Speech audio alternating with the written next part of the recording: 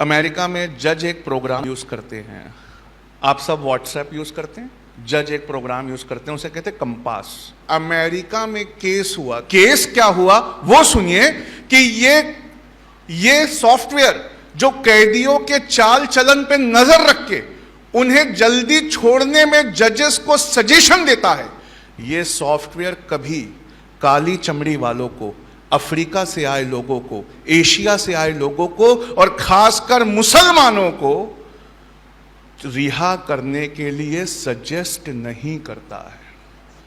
किसी भी कौम को उसके हक दिया जाए, इसके लिए जरूरी है कि उस कौम को कम से कम यह पता हो कि उसके हक क्या है।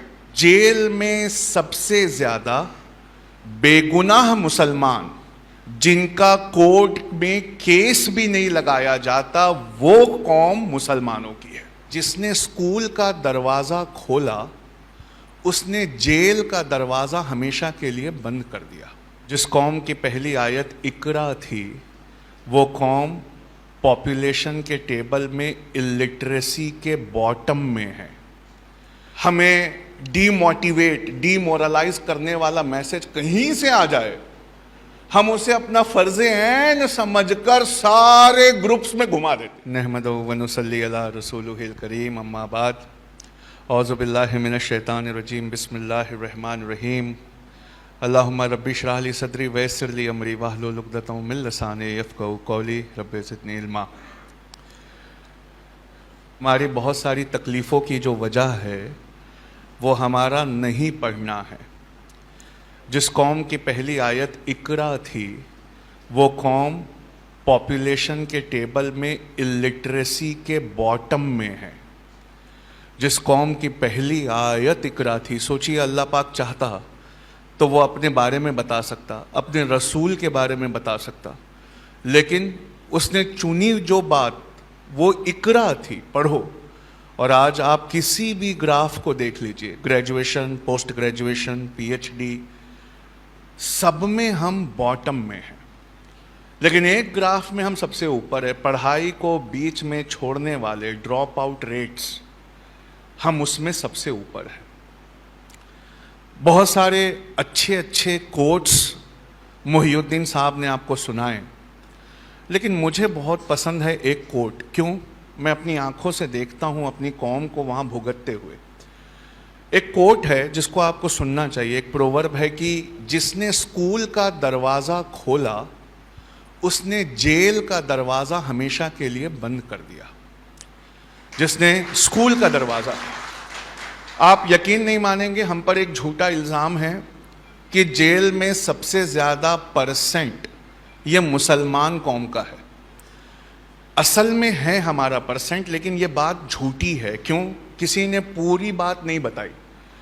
जेल में सबसे ज्यादा बेगुनाह मुसलमान जिनका कोर्ट में केस भी नहीं लगाया जाता, वो कौम मुसलमानों की है। आप सोचिए, हमें एप्लीकेशन नहीं लिखना आता जिसको पढ़कर हमारा कोर्ट में केस लगे और हम बाइज्जत रिहा हो। इसीलिए आप ऐसी न्यूज़ जब सुनते हैं तो अंदर तक रूह हमारी तड़प जाती है कि 25 साल बाद किसी को बेगुनाह रिहा किया गया, 16 साल बाद किसी को बेगुनाह रिहा किया गया। मैं आपको एक लाइन सुनाऊं जो आपको रातों की नींद हराम कर दे। सबसे ज़्यादा बिना सबूत के झूठे इल्ज़ामों से रिहा होने वाली कौम भी मुसलमान है। जब हम नहीं पढ़ते हैं तो हमारे घर में पाइप्ड वाटर नहीं आता है। एमडी चेस्ट बैठे हुए हैं, वो आपको बताएंगे, साइंटिस्ट बैठे हुए हैं। क्यों? किसी भी कौम को उसके हक दिया जाए, इसके लिए ज़रूरी है कि उस कौम को कम से कम ये पता हो कि उसके हक क्या है।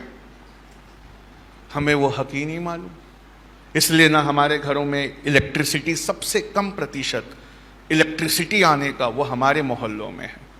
सबसे कम प्रतिशत पानी आने का, पाइप्ड वाटर, नल आने का, सबसे कम प्रतिशत अच्छे क्लिनिक्स होने का वो हमारे मोहल्लों में है। लेकिन एक चीज़ हमारे मोहल्लों में बहुत है, बैंक ने हमें रेड नोटिस एरिया डिक्लेयर किया हुआ है, वो हमें लोन नहीं देते। क्यों नहीं देते? क्योंकि हमारे वो लोग जो जानते हैं कि उनके साथ नाइंसाफ़ी हो रही है, लेकिन उन्हें कतई अंदाज़ा नहीं है कि इसके खिलाफ आवाज़ कहाँ उठाई जा सकती है। मुसलमानों को बस एक जगह पता है जहाँ वो आवाज़ उठाते हैं फ़र्ज समझकर, और वो व्हाट्सएप है। एक कोई डरावना मैसेज, एक कोई हमें डीमोरलाइज करने वाला मैसेज कहीं से आ जाए, हम उसे अपना फर्ज ऐन समझकर सारे ग्रुप्स में घुमा देते हैं, और हम ये सोचते हैं कि हम कौम के लिए बहुत अच्छी चीज़ कर रहे हैं। नहीं, आप अपनी कौम को डीमोटिवेट कर रहे हैं, डीमोरलाइज कर रहे हैं। वो मैसेज उसी लिए बनाया गया था, और आपने बिना पैसा लिए, आईटी सेल को तो भी पैसा मिलता है, आपको तो किसी ने 1 रुपया नहीं दिया, बिना पैसा लिए उनका एजेंट बनकर आपने उस डर को हर जगह फैला दिया। क्यों? अगर हम पढ़े लिखे होते तो हमें ये बात समझ आती कि ये मैसेज क्यों ऐसा बनाया गया है, इसे डिलीट करना कितना ज़रूरी है। देखिए, मैं अमेरिका का आपको एक बात समझाता हूँ और फिर समझाता हूँ कि जो कौमें नहीं पढ़ती उनके साथ क्या होता है। अमेरिका में जज एक प्रोग्राम यूज़ करते हैं, आप सब व्हाट्सएप यूज़ करते हैं, जज एक प्रोग्राम यूज़ करते हैं, उसे कहते हैं कंपास। उसका फुल फॉर्म है कॉम्प्लेक्स प्रिजनर असेसमेंट सिस्टम। ये क्या करता है? सीसीटीवी कैमरों के ज़रिए जेल के अंदर कैदियों पे नज़र रखता है और जज को बताता है कि कौन कौन सा कैदी इतना सुधर गया है कि उसे अभी रिहा कर देना चाहिए, उसे अभी छोड़ देना चाहिए। इस सॉफ्टवेयर के खिलाफ अमेरिका में केस हुआ। क्यों? हम सब जानते हैं कि यूएसए में लिटरेसी इतनी ज़्यादा है, वह अवेयरनेस ऑफ आवर राइट्स, अपने हक का अवेयरनेस इतना ज़्यादा है। केस क्या हुआ वो सुनिए कि ये सॉफ्टवेयर जो कैदियों के चाल चलन पे नजर रख के उन्हें जल्दी छोड़ने में जजेस को सजेशन देता है, ये सॉफ्टवेयर कभी काली चमड़ी वालों को, अफ्रीका से आए लोगों को, एशिया से आए लोगों को और खासकर मुसलमानों को रिहा करने के लिए सजेस्ट नहीं करता है। उन्हें छोड़ने के लिए कभी जजों को नहीं बोलता है। जजों ने कहा ऐसे कैसे? उस सॉफ्टवेयर को सामने लाओ। कहा ये सॉफ्टवेयर कैसे काम करता है? कहा सर ये आर्टिफिशियल इंटेलिजेंस है, ये खुद सीखता है। तो जज ने जोर से हंस के कहा कि इंसान जैसे पेश आते हैं, अब क्या सॉफ्टवेयर भी वैसे पेश आने लगे? ये अपने से सीख कर एशिया के लोगों से, अफ्रीका के लोगों से रेसिस्ट होकर नफरत क्यों करने लगा?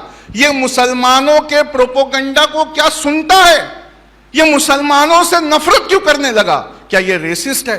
कहा सर असल में ये रेसिस्ट नहीं था लेकिन हो गया।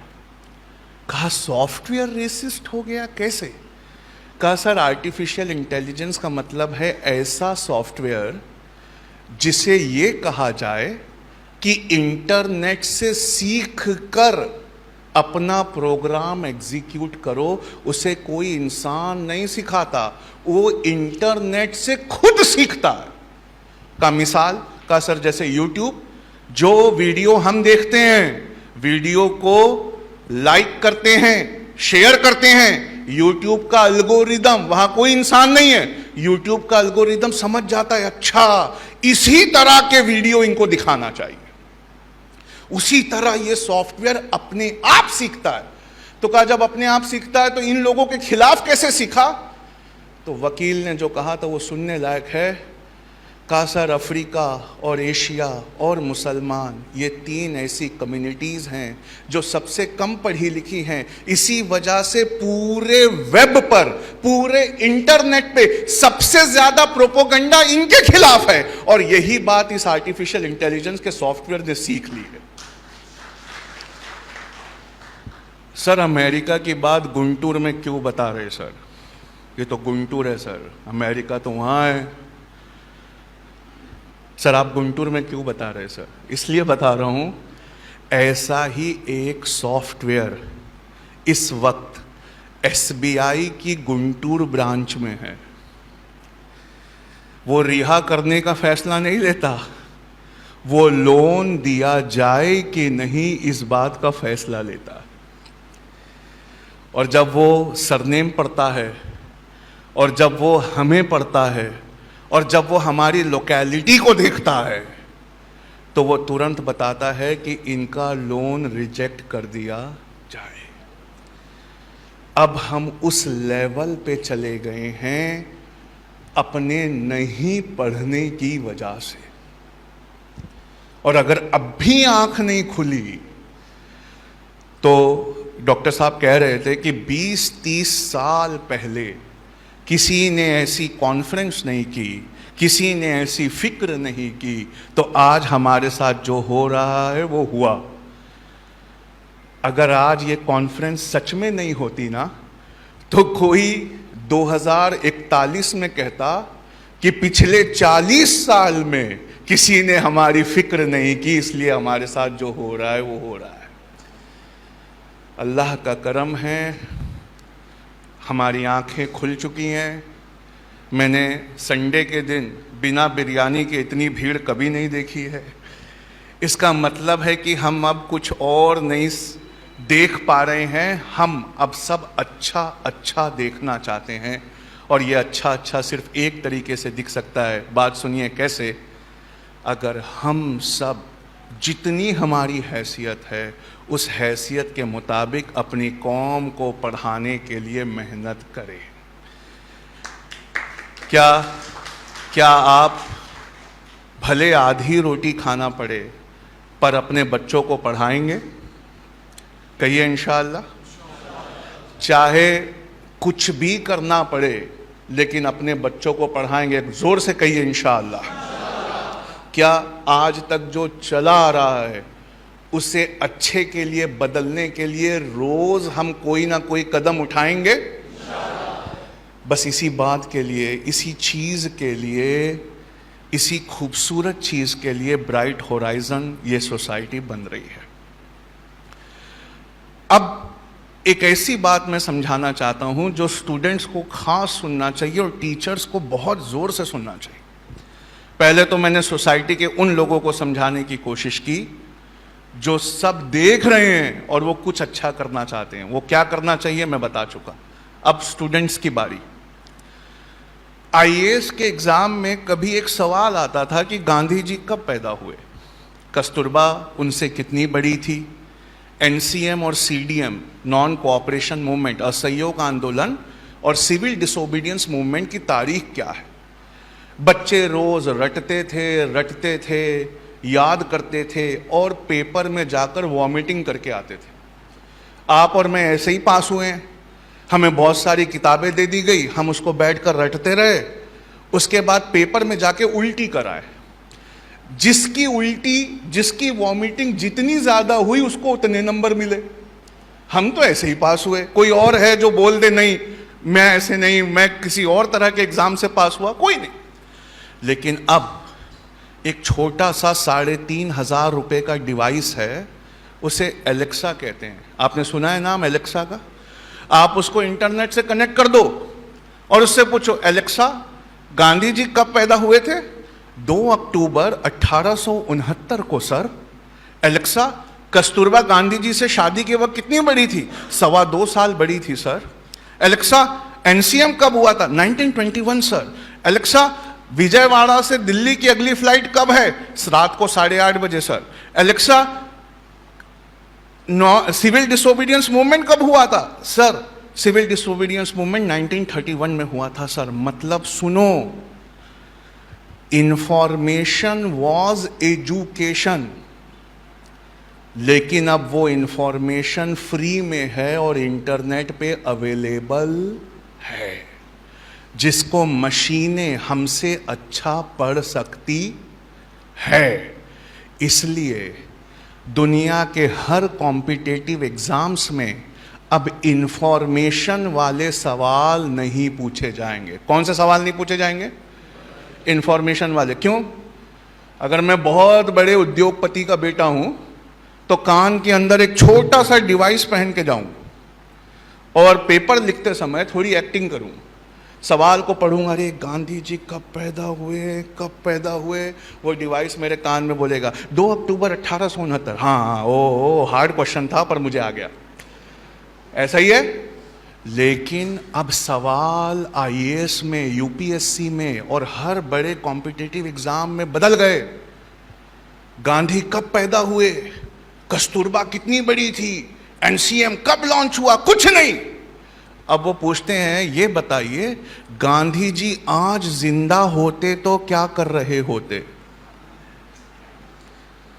अलेक्सा, गांधी जी आज जिंदा होते तो क्या कर रहे होते? Answer not found sir. अरे अलेक्सा, तुम्हें तो सब पता है, तुम तो इंटरनेट से कनेक्टेड हो, तुम तो विकिपीडिया पढ़ के सुनाती हो। यह सवाल इंसानों के लिए है सर, कृपया मशीन को परेशान ना करें। कहा यह इंसानों के लिए सवाल कैसे? कहा इसमें क्रिएटिविटी है, इमेजिनेशन है, प्रॉब्लम सॉल्विंग है, जो सिर्फ एक इंसान के बच्चे की बात है। कहा किस बच्चे की बात है?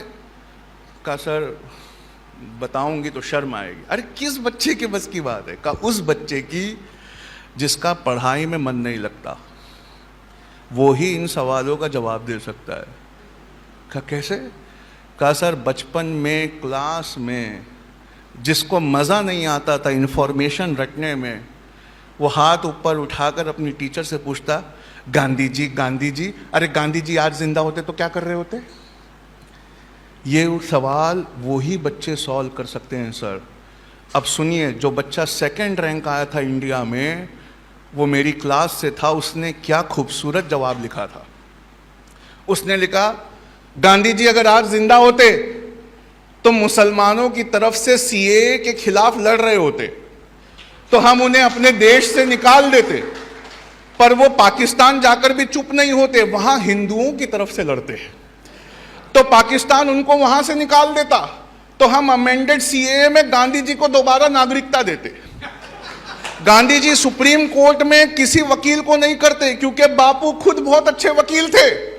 गांधी जी बनिया थे, जीएसटी समझते, पेट्रोल की बढ़ी हुई कीमतों के खिलाफ वो दूसरा डांडी मार्च निकालते। गांधी जी का एक ट्विटर अकाउंट होता, एक यूट्यूब चैनल होता, फेसबुक पे उनके सबसे ज्यादा सब्सक्राइबर होते और ट्विटर पे ओबामा उनको फॉलो कर रहे होते। ऐसी पढ़ाई को आप 2nd रैंक नहीं देंगे तो क्या देंगे? इसका मतलब जो एलेक्सा नहीं कर सकती, उस तरह इंसानों के बच्चों को अब पढ़ना होगा। यानी गांधी जी को पढ़ते वक्त हमें कस्तूरबा बन के पढ़ना होगा। यानी अल्लाह के रसूल सल्लल्लाहु अलैहि वसल्लम की सीरत को पढ़ते वक्त दुनिया के हर बेहतरीन इंसान की सीरत से कंपेयर करना होगा। और फिर ये बात समझ में आएगी जो माइकल एम हार्ड ने कही थी कि लौहे इंसानी में जब मैं 100 सबसे कामयाब लोगों की लिस्ट बनाने बैठा तो मुझसे नहीं रहा गया, मैंने मोहम्मद रसूलुल्लाह को नंबर 1 रैंक दिया। ये क्रिएटिविटी, ये इमेजिनेशन, ये सोच, ये फहम, ये तसव्वुर अपने पढ़ाई में पैदा करो। सिर्फ पढ़ना नहीं है। वो सवेरे से हम बोल रहे हैं पढ़ो पढ़ो पढ़ो पढ़ो, सिर्फ पढ़ना नहीं है। ऐसा पढ़ना है कि सच में हमको लोग कहें ये पढ़े लिखे लोग हैं। तो एक टेलर की दुकान थी, उसमें 2 भाई थे। एक आदमी आया, उसने अपना कोट पसंद किया, कोट पहना और पहला भाई बाहर खड़ा था, दूसरा भाई अंदर था। ध्यान से सुनिए। जैसे ही उसने अपना कोट पहना, इस भाई से पूछा मैं कैसे दिख रहा हूं? तो उसने कहा सर ब्लैक कलर है सर। कहा नहीं, मैं दिख कैसे रहा हूं? सर ब्लैक कलर है इसका कोट का। अरे हाउ एम आई लुकिंग, मैं दिख कैसे रहा हूं? ओह वंडरफुल सर, वंडरफुल, ब्यूटीफुल। कहा मुझे ये पसंद आ गया है। How much? Oh you look wonderful sir. अरे मुझे पसंद आ गया है, खरीदना है। How much? अरे आप हीरो दिख रहे हैं सर। अरे हाउ मच? तो आओ मुझे अपने ब्रदर से पूछना पड़ेगा, ब्रदर इस कोट की क्या कीमत है? ब्रदर ने अंदर से कहा 8,000। इसने कहा सर 5,000। तो कस्टमर एकदम हिल गया, कहता है इसके ऊंचा सुनने की वजह से मुझे 3,000 का फायदा हो रहा है। ये ऊंचा सुनता है। इसके ब्रदर ने क्या कहा? 8,000। ये क्या कह रहा है? 5,000। उसने आनंद फानंद में अपने पैसे निकाले, टेबल पर रख दिए, कोट पहन के निकल गया। अब अंदर से भाई आया, उसने इस भाई से हाथ मिला और कहा हम दोनों ने मिलकर उसे क्या बेवकूफ बनाया, 3,500 का कोट 5,000 में चिपकाया। अब आप पूछेंगे कि वो कोट खरीदने वाला कौन है, उसका नाम वाम तो होगा। तो वो कोट खरीदने वाले आप हैं।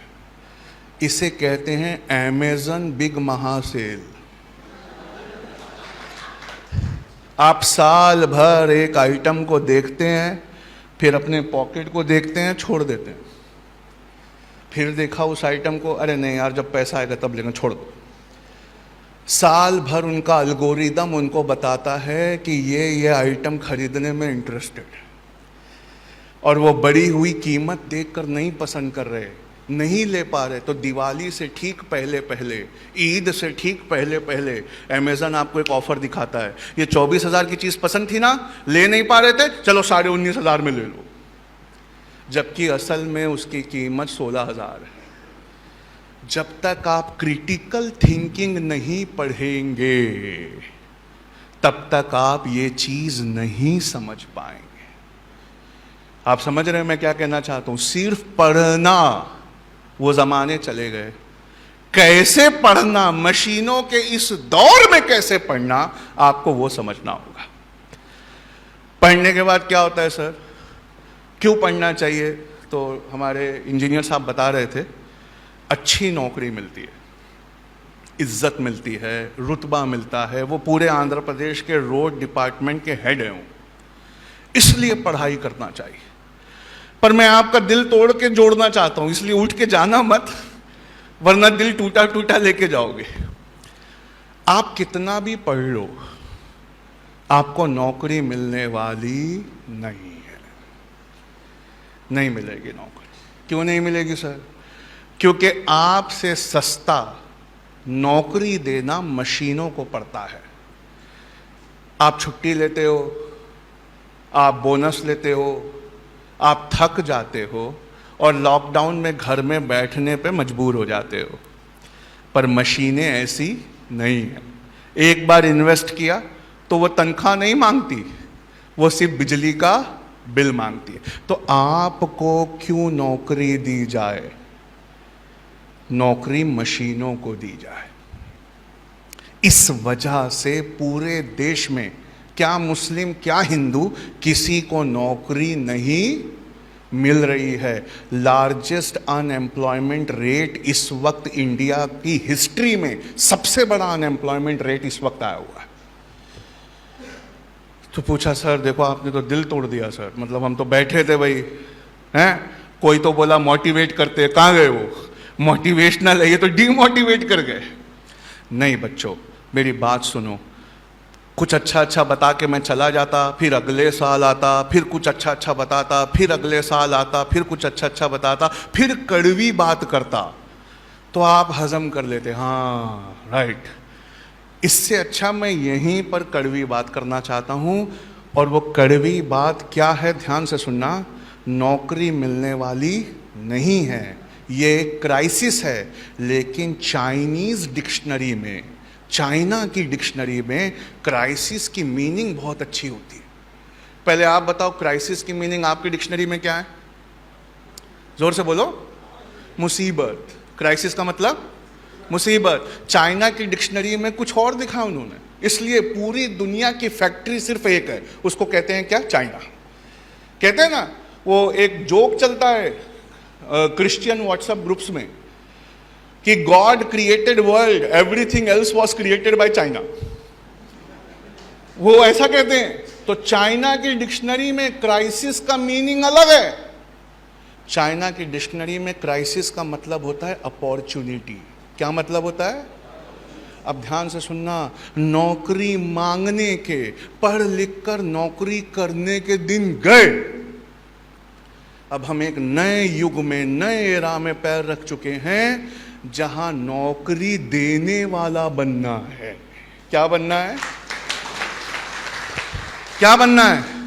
नौकरी देने वाला बनना है। वरना दुनिया की जिस भी कंपनी में जाओगे, इंटरव्यू का एक ऐसा सवाल है जिसका जवाब आपके पास नहीं है तो आपको नौकरी नहीं मिलेगी। जैसे वो पानी की बोतल है, उसकी कंपनी का इंटरव्यू हो रहा है, वो कहती है आप हमारी बोतल में ऐसा और क्या इतना अच्छा कर सकते हैं कि ये बोतल पूरी दुनिया में छा जाए। सर मैं नौकरी के लिए आया था। अरे नौकरी का ही सवाल हो रहा है। आप मेरी बोतल में, इस कंपनी की बोतल के साथ ऐसा क्या कर सकते हैं? सर मैं थोड़ा पानी पी सकता हूं सर। लेकिन जिनको नौकरी मिलती है वो आईआईटी से हैं, वो इजराइल से हैं। वो ऐसा क्या करते हैं कि दुनिया के हर बेहतरीन जॉब पर सिर्फ वो ही बैठे हुए हैं। पहले तो वो मुस्कुराते हैं और कहते हैं सर आप वो बोतल देख रहे हैं? कहाँ देख रहा हूँ। क्या इस बोतल का ऊपर का ढक्कन देख रहे हैं? कहाँ देख रहा हूँ।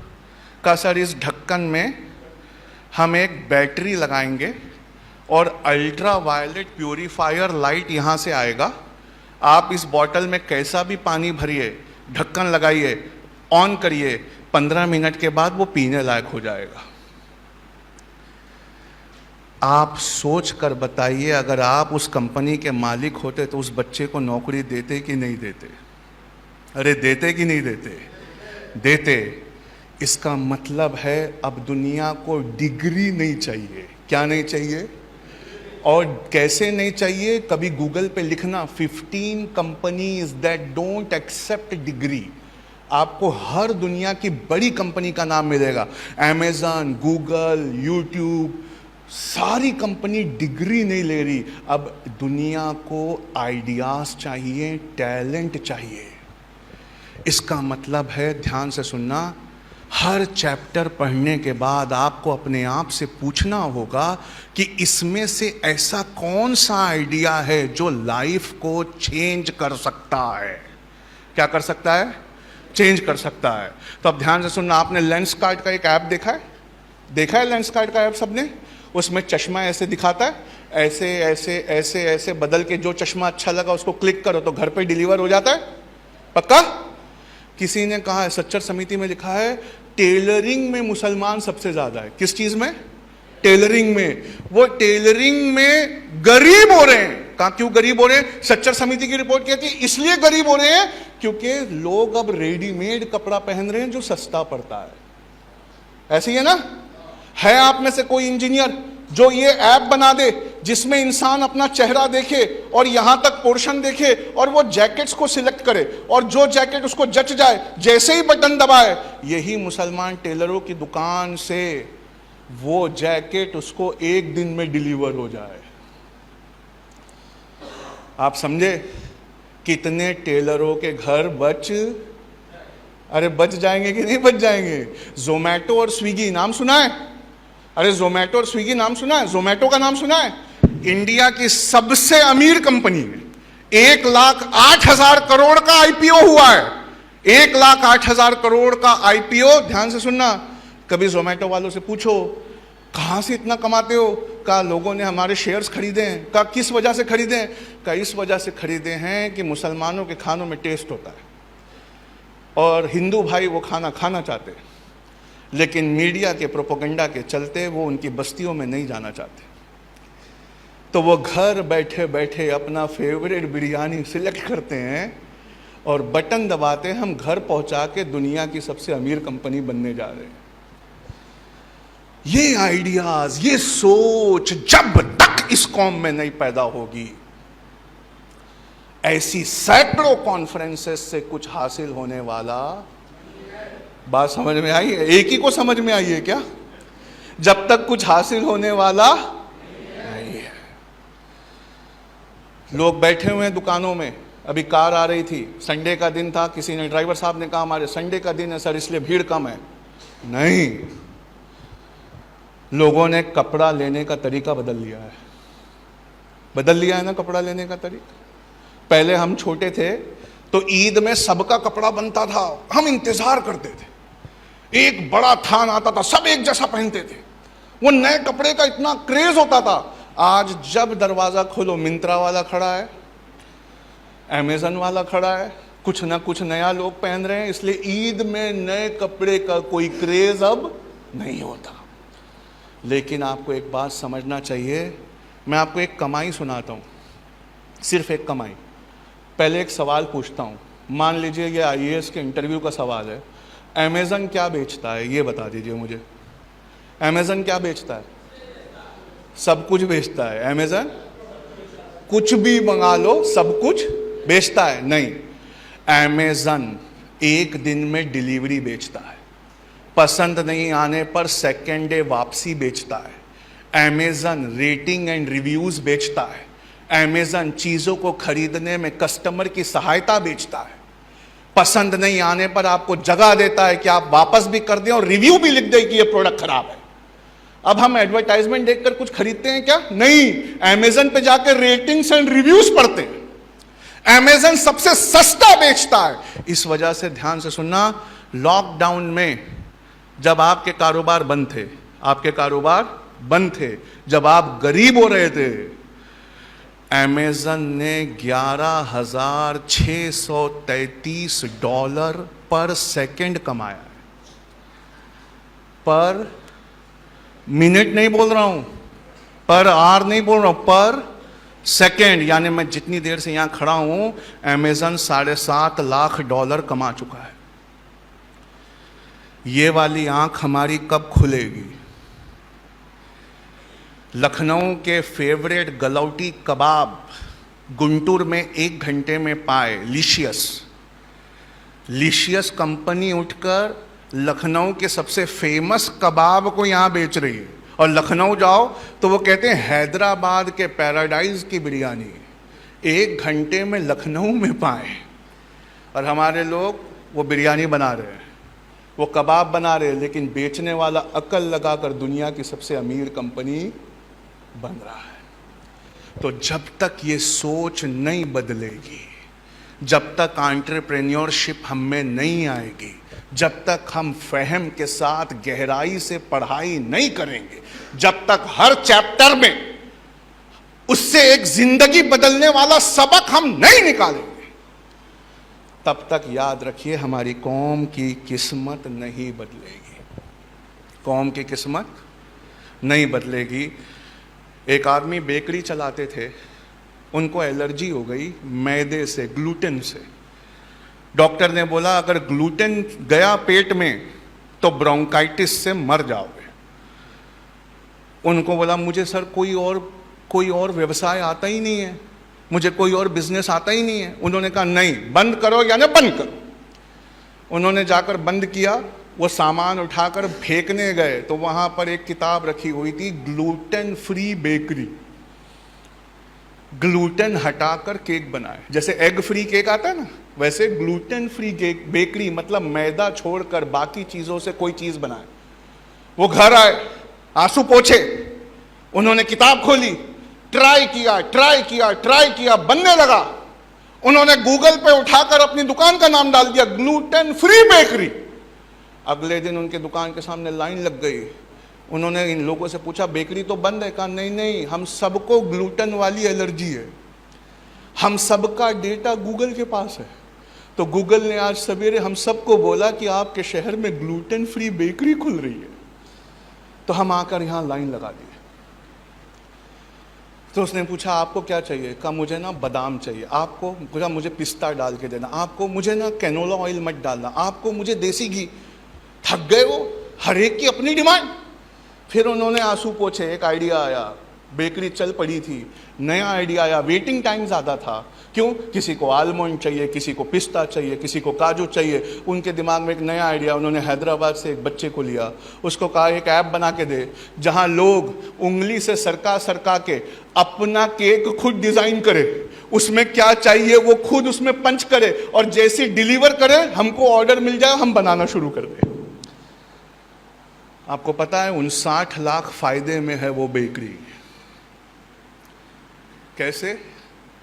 सिर्फ एक एटीट्यूड से। करोगे तो बताऊंगा। बोलो पहले, करोगे? आवाज आती ही नहीं है। करोगे? आंसू पोंछो सबसे पहले, हिम्मत करो, उठो, नया जज्बा पैदा करो। ब्राइट होराइजन के जरिए 2.5-3 महीने के बाद, 3 या 4 महीने के बाद एक ऐप हम लाएंगे जहां पर ये सारी जिंदगी बदलने वाली बातें और यूपीएससी पढ़ाना एकदम मिनिमम कॉस्ट में 600 रुपये पर महीने या 500 रुपये पर महीने में लाने की कोशिश करेंगे।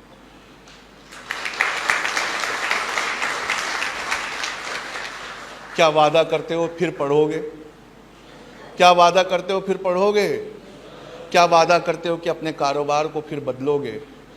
और एक डॉक्टर साहब ने दुआ की थी, मैं उस दुआ को दोहराना चाहता हूँ। उन्होंने कहा ब्राइट होराइजन में या तो मेंबर बन जाओ या तो डोनर बन जाओ, अगर कुछ नहीं बन सकते तो कम से कम वॉलंटियर बन जाओ।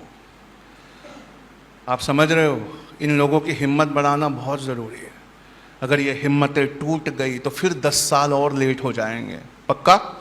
या तो इनके वॉलंटियर बन जाओ, या उन्होंने कहा, वो अपनी कौम को इतना अच्छा समझते हैं, उन्होंने कहा कम से कम बुराई मत करना।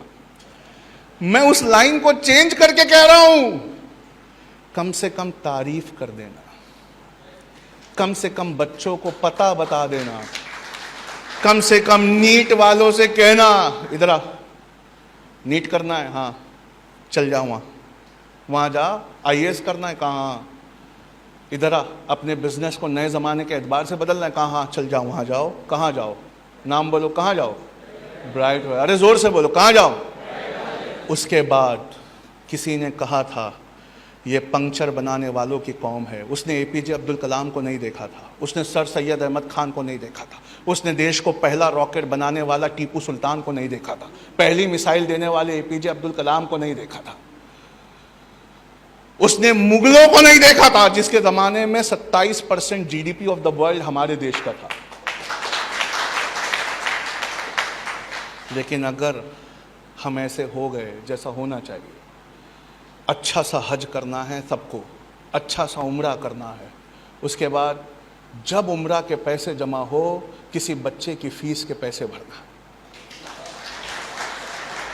पहले हज करना है, उम्रा करना है, फिर हर साल उम्रा की नीयत के लिए पैसे जमा करना है और वो पैसे से किसी बच्चे की फीस भरना है।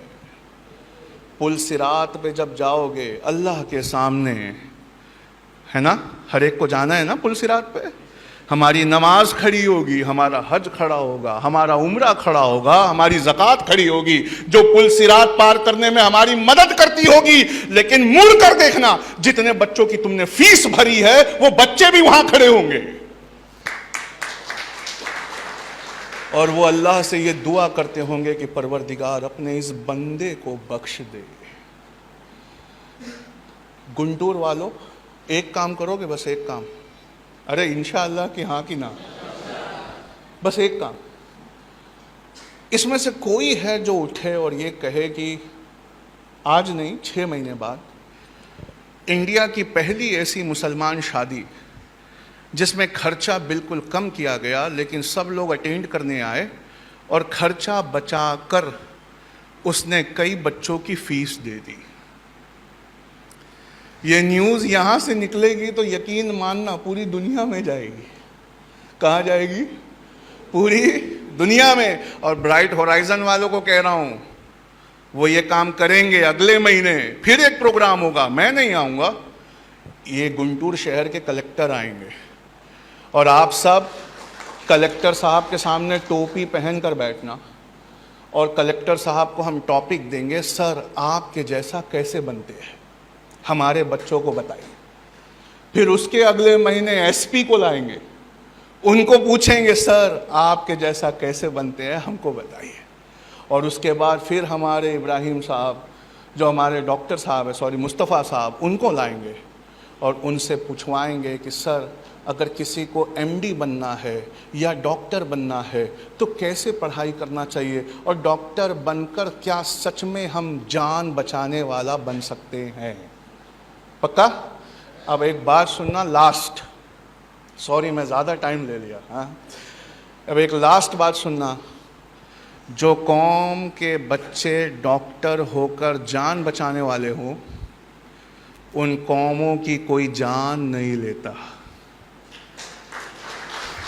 आप समझ रहे हो? जिस कौम के बच्चे आईएएस बनकर अपने कलम से दुनिया के हर गरीब को इंसाफ देने वाले हो, उस कौम की बस्तियों को कोई नहीं जलाता।